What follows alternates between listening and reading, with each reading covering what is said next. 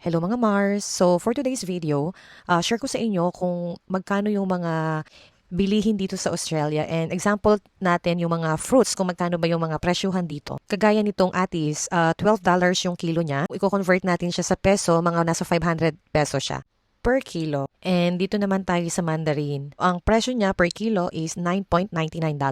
Nahiya pa silang gawing $10 mga Mars. So kung i-convert naman natin siya sa peso ay 416 pesos naman siya per kilo. So yung mga bibilhin lang namin Mars, yung ipapakita ko na example ng mga presyo ng bilihin dito kasi masyadong marami mga Mars kung ipapakita ko lahat. Para lang magkaroon ng konting idea yung mga tao na balak pumunta dito sa Australia kung paano ba yung presyuhan at yung cost of living dito sa Australia. Kaya naman todo trabaho kami mga Mars dahil sa taas ng cost of living dito para kahit papano mabili namin yung mga gusto namin.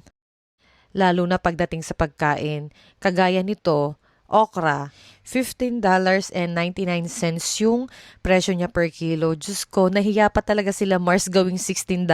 Kung i-convert naman siya sa peso, 666 pesos ang kilo niya. O, dito naman tayo sa mga sili mga Mars para mas masarap ang kain natin palagi, may konting anghang. Ang presyo naman nito ay $12 mga Mars per kilo. And sa peso naman, 500 pesos mga Mars. And dumako naman tayo dito sa mangga. Yan yung nakakamiss talaga. Tapos may sausawan kang bagoong. $9.99 naman mga Mars. At again, nahiya pang gawing $10. At kung sa peso naman, 416 pesos. Kaya 2 piraso lang ang kukunin namin mga Mars. Para matikman lang namin. Medyo mahal eh. Kaya hayan, pipindot-pindutin ko muna mga Mars para makakuha ko ng medyo matigas-tigas pa kasi yun yung masarap sa alamang o bagoong. Hindi na masarap masyado kapag masyadong malambot. At hayan na nga mga Mars, dito na tayo sa pagbabayad. Magkano kaya ang aabutin ng cravings namin today? 5 klase lang ang nabili namin dito sa store na to mga Mars. And antayin natin kung magkano yung total ng ating bill. So, haya na nga ang inabot mga Mars, $48.66. And kung sa peso naman, ay inabot siya ng 2,026 pesos. So, kayo na lang mga Mars ang mag-decide kung mura ba siya o mahal. Affordable ba o hindi.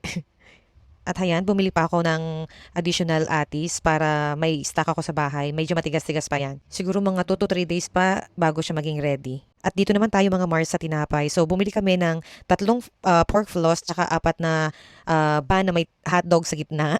So total of 7 for $20. So sa peso ay inabot siya ng 833 pesos. So, medyo mahal siya mga Mars. Actually, $19.90. Ni-round up ko na lang siya sa 20. Pero wala, nag-crave kasi tayo. And bumili rin pala kami ng puset and $17 yung kilo niya. 708 pesos naman siya. At yun lang mga Mars. Next time ulit. Bye!